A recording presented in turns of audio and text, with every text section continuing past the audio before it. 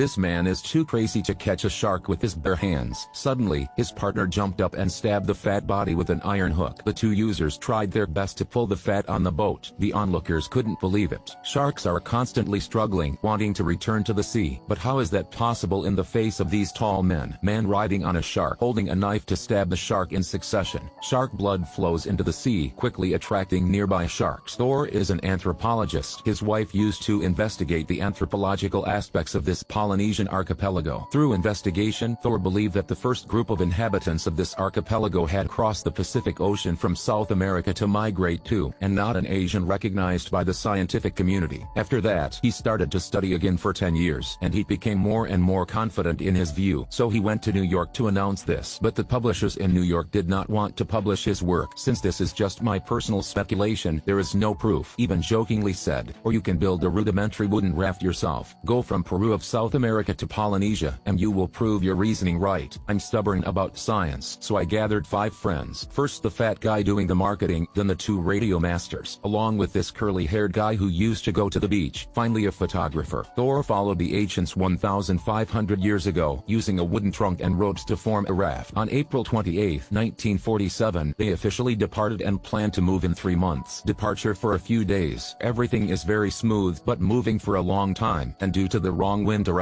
so they gradually left the orbit. The radio power also lost signal. That night they encountered heavy rain and wind. Thor accidentally fell into the sea. Fortunately the team pulled it up in time, and the sail was torn by the wind. After the storm, the sea surface is calm but the raft is a mess. At this moment a large animal appeared in front of them, a whale shark. Thor saw that and asked the photographer to take a picture. Looking at the whale shark moving towards the wooden raft, the fat man panicked and threw a fish stick at it.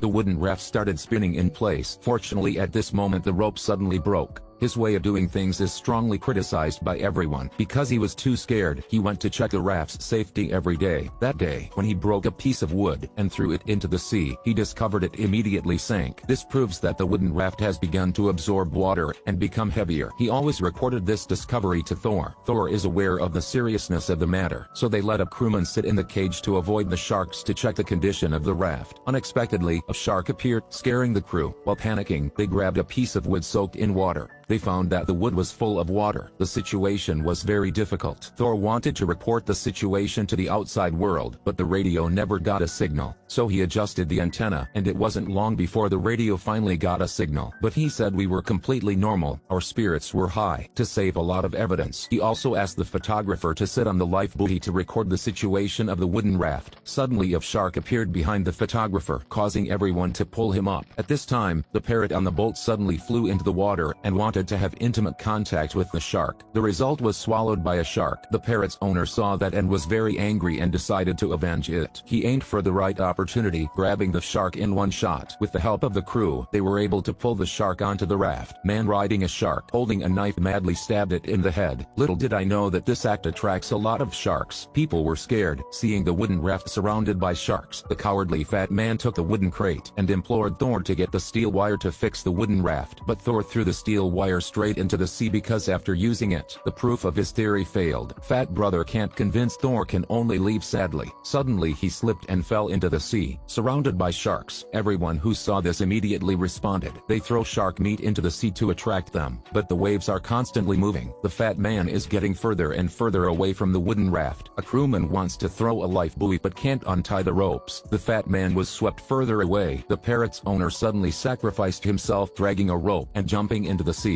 Through this, the 6 people are even more united. That day, a user of the meter discovered that they had drifted to the sea current south of the equator. It won't be long before they can go with the water to Polynesia. Everyone was overjoyed after hearing the news, so it proved Thor's reasoning was correct. After 101 day at sea, a crewman was brushing his teeth when he saw a seabird, which means they are not far from the mainland. Soon they will be able to see the mainland, but they still have a difficult hurdle to overcome. They have to pass the extremely dangerous La Roya Reef to reach Polynesia. Polynesia. If they want to break through this wall, they will surely die. At this time, the fat man thought of a way. The ocean waves hit 13 times at a time. The 13th wave was the biggest. They had to use anchors to secure the raft, then wait for the 13th wave to cut the rope so they can let the wave wash it away. After hearing this, Thor decided to take a risk. Everything is ready. The rope is entangled in a corner of the reef, but by the 9th wave, the rope was broken. The crew immediately hugged the wooden raft. The strongest wave overturned the raft. When they were sure of their death, Thor stood up so they were hit by the waves on a shallow shore. They successfully disembarked. Everyone hugged each other. Just like that, Thor and his teammates, after 101 days at sea, went from Peru to Polynesia. Total journey more than 8,000 km.